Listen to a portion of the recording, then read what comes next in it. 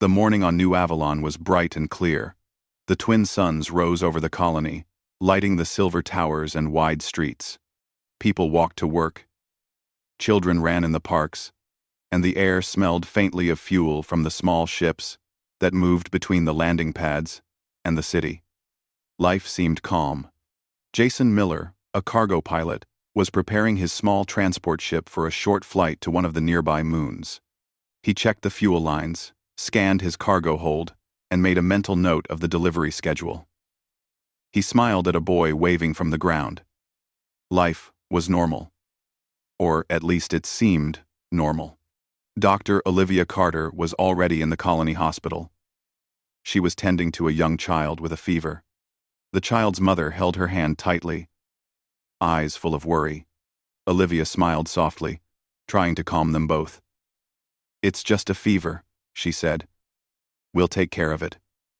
Outside the hospital, a few maintenance crews were checking the streets and the water systems. Lieutenant Chris Daniels walked through the city, his uniform pressed and neat. He made sure security protocols were followed and greeted people as he passed. In the distance, the first warning came. The colony's sensors detected something moving faster than light into orbit. It was unusual, but New Avalon had seen strange signals before. Jason paused as his ship beeped with an alert. Chris received the same notice on his security pad. At first, no one thought it was dangerous. Probably a trade convoy, Chris said to himself. Nothing to worry about. The aliens, the Verax Dominion, had been watching humanity for decades. Humans were spreading through nearby star systems faster than expected. The Verax leaders saw humans as a young species that could become dangerous. But most humans did not know this. On New Avalon, they trusted that Earth and the United Nations Defense Fleet would keep them safe. Jason climbed into his ship and checked the control systems again. The cargo hold was locked, the fuel stable, and the comms ready. He opened a small channel to the colony command center. "This is Miller, ready for takeoff," he said. A calm voice answered, "Copy, Miller." Clearance granted. He smiled. Everything was routine. Then the sky changed. A shadow moved across the city. A fleet of ships appeared out of faster-than-light travel, much closer than anyone expected. They were huge, black and silver, shaped like jagged crystals. Jason's stomach tightened. "That's not a convoy," he whispered. Chris's comm crackled. "All units, prepare for contact. Unknown ships approaching." In the hospital, the lights flickered. Olivia looked up from the child. "What was that?" she said. Outside, people stopped and stared at the sky. A low hum filled the air. It grew louder. Jason ran to the cockpit window of his ship. The alien fleet moved in formation, weapons glowing faintly. There was no warning, no communication. The Verax did not try to speak or send a message. The first attack came suddenly. A bright beam struck one of the city's power towers. Sparks flew. Metal twisted, and a wave of panic spread through the streets. Chris ran toward the main square, shouting for people to take cover. Children screamed, mothers grabbed their kids, and workers abandoned their tools. Jason started his ship, but the landing field was already under fire. Explosions rocked the ground, sending debris flying into the air. The colony's defense ships scrambled to intercept the Verax. Small, fast fighters darted out, trying to hit the larger alien ships, but it was hopeless. The Verax vessels were bigger, stronger, and armed with weapons that humans had never seen. One by one, the defense ships were destroyed. Jason's ship shook as a nearby explosion rocked the hangar. He fought to control it. The city was burning. Olivia moved the patients into the lower levels of the hospital. She held the child tightly as the ceiling cracked above them. "Stay calm," she whispered, though she did not feel calm herself. Outside, Chris tried to guide civilians to underground shelters. People pushed, shoved, and cried. Panic was everywhere. He helped an elderly man over a fallen beam, then ran back to help a group of children. The Verax did not stop. They fired on hospitals, shelters, spaceports, and power stations. Their beams cut through buildings as if they were paper. Jason's ship was hit while he was trying to lift off. Sparks flew inside the cockpit. Alarms screamed. He tried to maneuver, but a massive blast struck the landing field. The ship tilted and then fell. Jason shouted as metal tore around him. The world outside turned into fire and smoke. In the hospital, Olivia shielded the child with her body as a ceiling panel fell. She felt the weight and then darkness. Her last thought was of the child's small hand in hers. Chris continued to guide people, but a massive wave of debris crushed the shelter entrance. His voice echoed once, calling for help. Then, silence. 7 million people on New Avalon died that day. Some burned in the streets, some were crushed by falling buildings, and others were lost in the chaos of the collapsing infrastructure. Communication with Earth was frantic. A last message from the colony governor made it through before the systems failed. They are killing everyone. This was planned. We did nothing to them. The message ended abruptly as the feed went dark. In orbit, the Verax ships moved methodically. They did not pause to loot or take prisoners. Their doctrine was clear. A dangerous species must be reduced. Every structure, every ship, every life was a target. The humans tried to fight back, but they were overwhelmed. Jason's body was never found. Olivia's body was never recovered. Chris's efforts ended in rubble and fire. The sky over New Avalon was black with smoke by the end of the day. Cities that had been full of life were now empty or burning. The ocean boiled in some areas, and the land was scarred by weapon strikes. Satellites sent one last picture to Earth, showing the devastation. Then even the satellites went dark. The few survivors who managed to hide underground or in distant caves told stories later. They spoke of screams, of the sound of buildings breaking, of children calling for parents who were already gone. They remembered the faces of people they could not save. Some wandered for days before they were rescued by small human ships that slipped past the Verax patrols. Most did not survive. The galaxy watched silently. From distant worlds, other species sent messages of curiosity and concern, but none acted.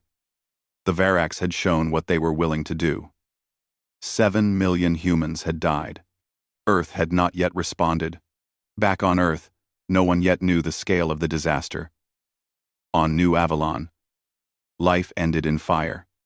Ships fell from orbit, towers crumbled, and the screams of millions echoed through ruined streets. Humanity had lost a part of itself. 7 million souls were gone. And yet, among the survivors, even those few hidden underground or in scattered shelters, a seed of anger began to grow. A seed that would not die. In a small cave outside the city, a young man named Aaron Brooks, who had been visiting New Avalon for work, crouched behind rocks and watched smoke rise from the distance. He had lost friends, colleagues, and even family in the attack. His hands shook as he tried to control his breathing. "They think they can end us," he whispered to himself. "They don't know humans yet." The day ended, but it was not quiet. Fires burned through the night, and the winds carried ash across ruined lands.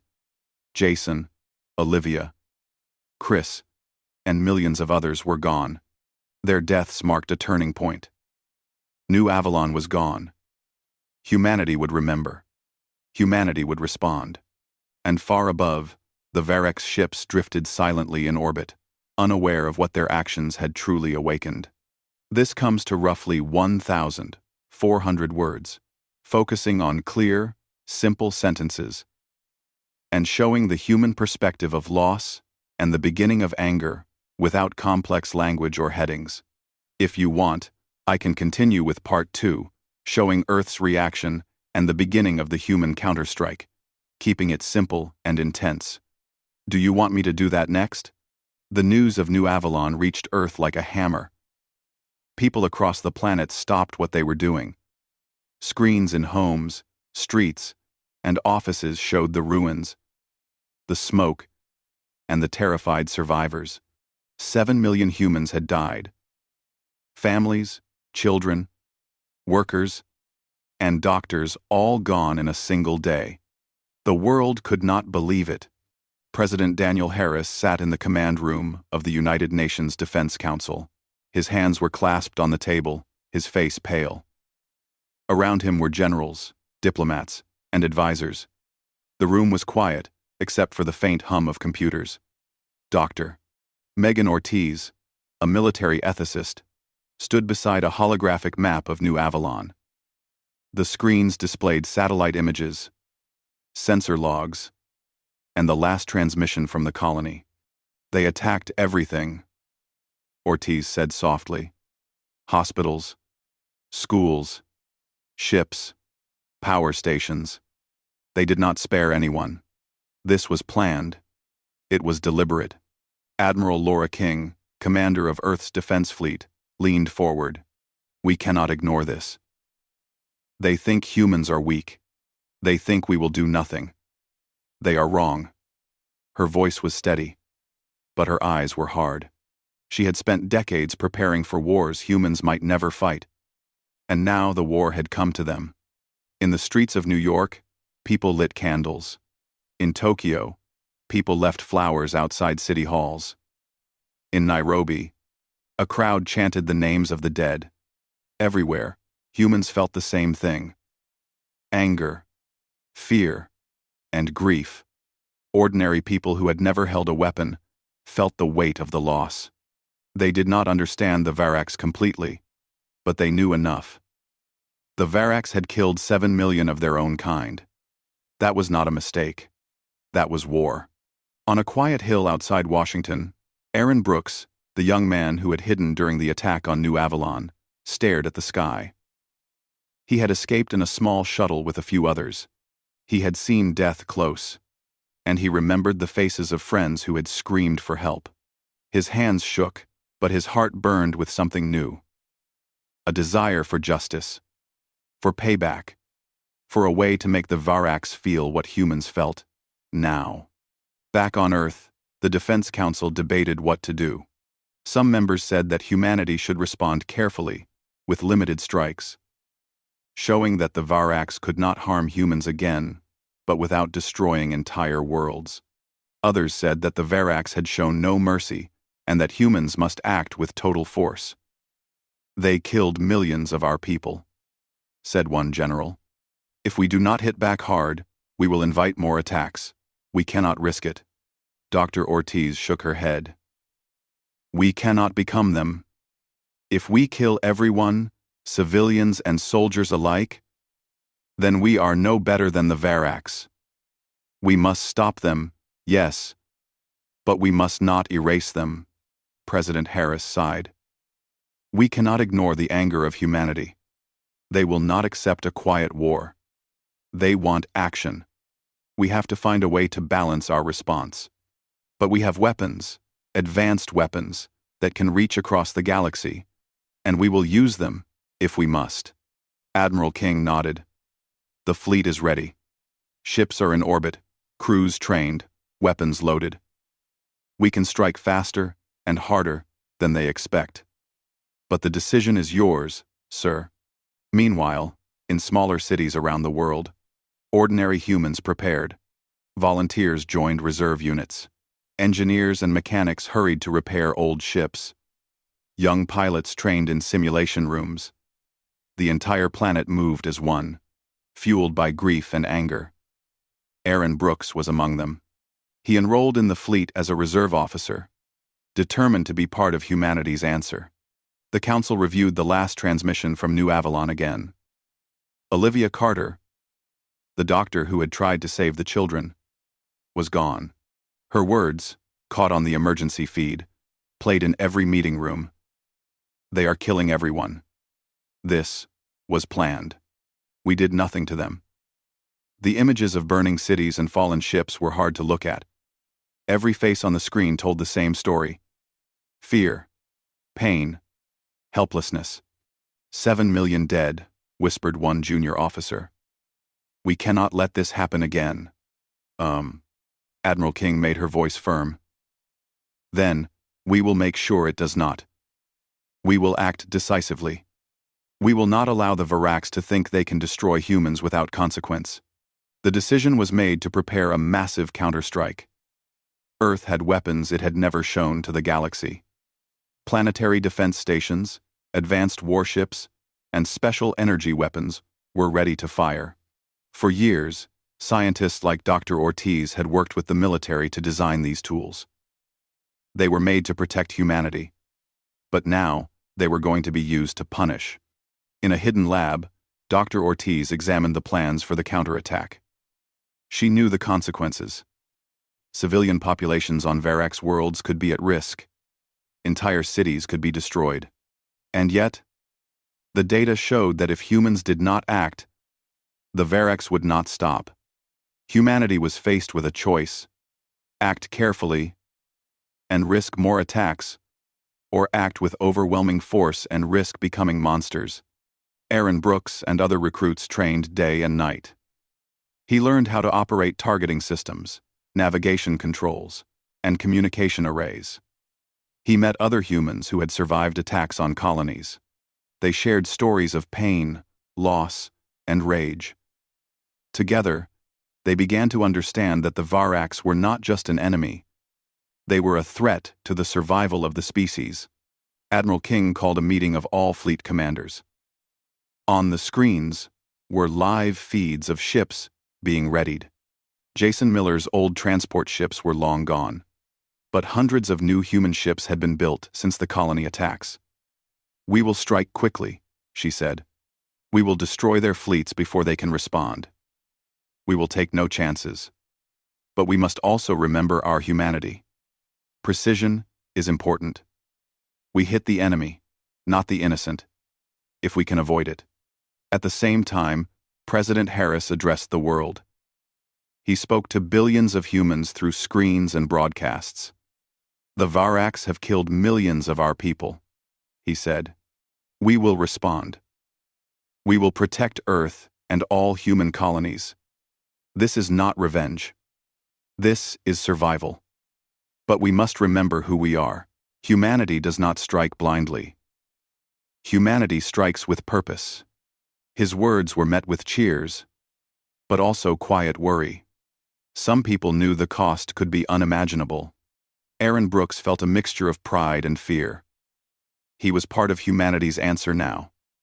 He knew he might never return alive.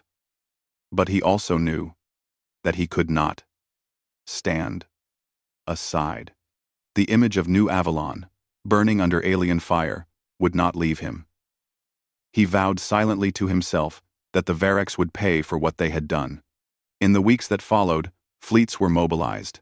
Ships left Earth orbit in groups, moving toward Varax border systems. Communications were encrypted. Orders were strict. Destroy enemy fleets. Disable command centers. And take control of strategic points. The human fleets were faster, smarter, and better coordinated than anything the Varax expected. Meanwhile, Dr. Ortiz worked to make sure the strikes minimized civilian loss as much as possible. She argued with generals and commanders, reminding them that if humans became killers of entire populations, history would not forgive them. Some listened. Some did not. Aaron Brooks learned quickly. He navigated through asteroid fields, avoided alien patrols, and watched as the first skirmishes began. Small Varax ships tried to fight back, but human firepower was overwhelming. The Varax had thought humans were weak. They were wrong. Humans were faster, cleverer, and willing to sacrifice everything to survive. From a control room on Earth, Admiral King watched the reports. Ships under her command destroyed Varax fighters, captured outposts, and blocked reinforcements. Every successful mission was a relief, but also a reminder of the cost. Civilian casualties were inevitable in some systems. Every loss weighed on her. Across the galaxy, other species began to notice. The humans were acting, not waiting. The Varax were struggling to respond. Some species sent warnings to the Varax, telling them to negotiate. Others simply watched. Humans had shown the galaxy that they could fight back, and the anger that burned on New Avalon had spread to Earth itself. On one fleet ship, Aaron Brooks looked at the hollow screen showing Varax territories. "We will make them pay," he said quietly to a fellow officer. The other officer nodded. "We will stop them," she said. "No mercy, but no madness. Just enough to make sure this never happens again." Back on Earth, President Harris and Dr. Ortiz continued to debate the scope of the counterattack. The images of New Avalon were on every desk, every screen. Millions dead. Cities destroyed. Humanity's response had begun, and it would not be slow. But they tried to hold on to the belief that even in anger, humans could remain human. As fleets moved closer to Varax space, Aaron Brooks and his fellow officers prepared for the battles to come. They did not know how many lives would be lost, or how many worlds would burn. They only knew that the Varax had started a war against all humans, and now humanity would answer. The anger that had begun on New Avalon now spread across Earth and the human fleets. It was a quiet, burning force, a force that would not stop until justice was done. And in the silence before the first major strike, every human knew the truth.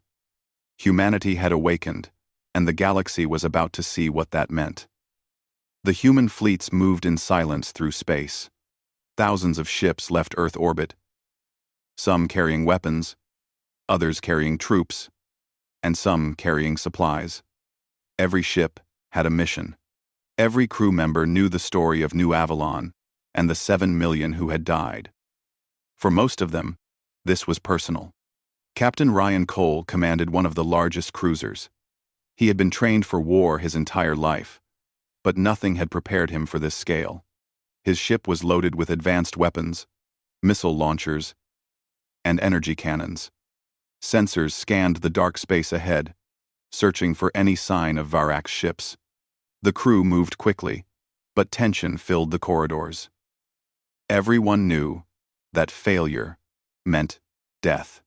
Commander Lisa Grant led a Marine strike unit. She had lost family in attacks on smaller colonies. Her Marines trained every day, running drills, practicing boarding maneuvers, and learning to fight in zero gravity. Lisa reminded them constantly that this was not just about anger. It was about survival. "Remember who we are," she told them. "We fight, but we do not become monsters. We fight to protect humanity, not to destroy for pleasure."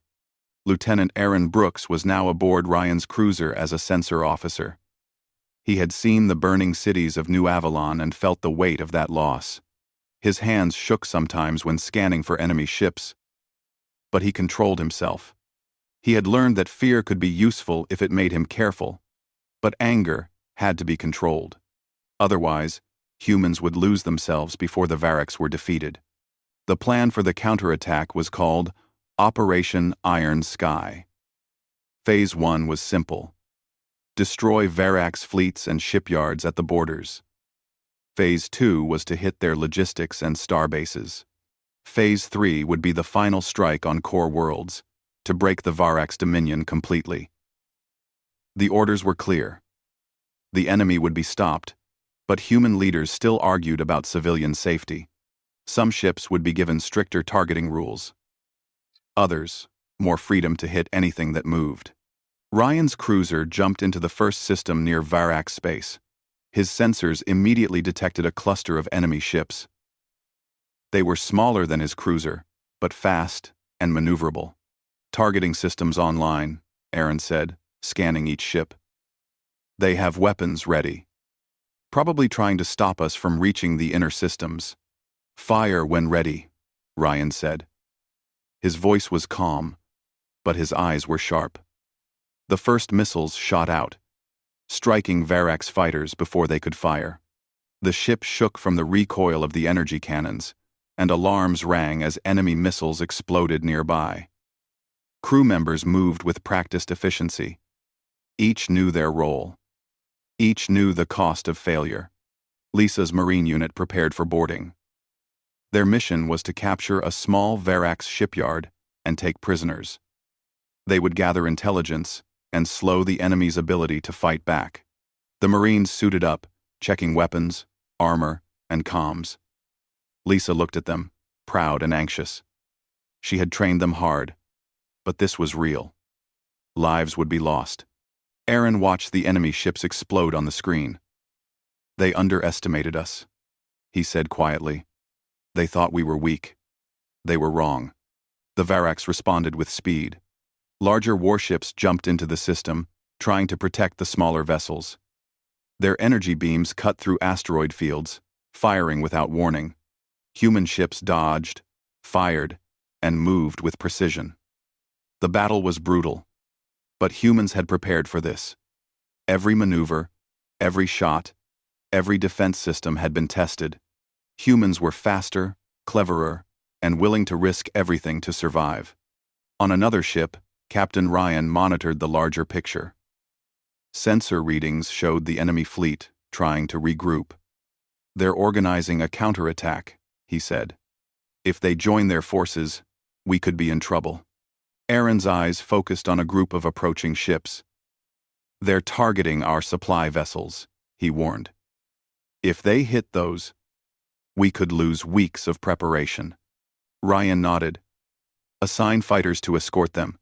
We cannot afford to lose supplies." The human fighters leapt into action, weaving through enemy fire, protecting the slower transport ships.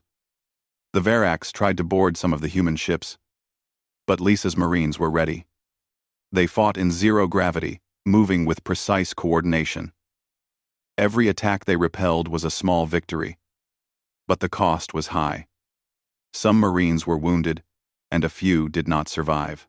Each loss was noted, mourned, and then pushed aside. There was no time to grieve while the war continued. Aaron watched as a small Varax command ship tried to escape. He calculated trajectories, energy fields, and firing angles. "We can stop it before it jumps," he said. Ryan approved the shot. The energy cannon fired, striking the ship's engines.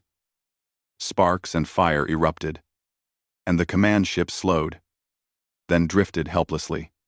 Lisa's team boarded the crippled vessel. They captured crew members and secured intelligence files. The Marines moved quickly, knowing more enemy ships could arrive at any moment. They found data on the Varax fleets, their weapons, and their colonies. This information would be vital for the next phase of Operation Iron Sky. Back on Ryan's cruiser, Aaron sent the captured data to Earth's command center. The transmissions were encrypted, but Dr. Ortiz and Admiral King could analyze them immediately. The information confirmed what humans already feared. The Varax had plans to attack other colonies. They would not stop. Humanity had to act decisively. Or more. New Avalons would fall. In Earth orbit, satellites relayed images of the battle. People on Earth watched the first strikes with a mixture of fear and relief. Others felt sick, seeing explosions, destroyed ships, and the first signs of civilian casualties. The anger that had begun with grief was now tempered with the awareness of war's cost. Aaron felt the weight of responsibility. Every target he selected could mean the death of Varax soldiers and possibly civilians. He tried to remember Dr. Ortiz's words, "We fight, but we do not become them. We fight to protect, not to destroy for pleasure." He focused, double-checking every calculation. Humans had the power to destroy, but they had to use it carefully. The battle continued for hours.